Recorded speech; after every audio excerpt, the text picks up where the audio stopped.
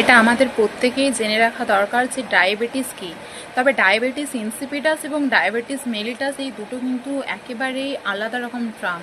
তো diabetes mellitus কি না, যখন আমাদের বডিতে ইনসুলিন যখন প্রডিউস হয় না, বা বিটা সেল যখন মানে ওই প্যাঙ্ক্রিয়াসের বিটা সেল থেকে ইনসুলিন প্রডিউস হয়, যখন ওই ইনসুলিন প্রডিউস হয় না, যার ফলে গ্লুকোজের মাত্রা দিনে দিনে ব্লাডের মধ্যে বেড়ে যেতে থাকে, আমরা সেই অবস্থাটাকে কি বলবো না, ডায়াবেটিস ম্যালিটাস।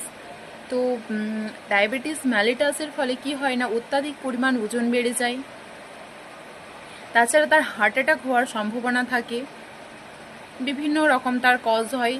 তো মেনলি এখানে কি হয় না, ব্লাড গ্লুকোজ লেভেল মাত্রা অতিরিক্ত পরিমাণে বেড়ে যায়।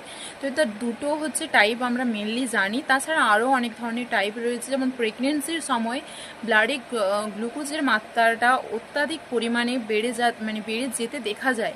এছাড়া যে টাইপ 1 যেটা, সেটা কি হয় না, যখন আমাদের বিটা সেলগুলো পর্যাপ্ত পরিমাণ ইনসুলিন প্রডিউস করতে পারে না, এদিকে গ্লুকাগন হরমোনের সক্রিয়তা বাড়তে থাকে, মানে সে কিন্তু প্রডিউস হতে থাকে, সেই সময় কি হয় না, গ্লুকোজের ইয়েটা বেড়ে যায়, গ্লুকোজের মাত্রা।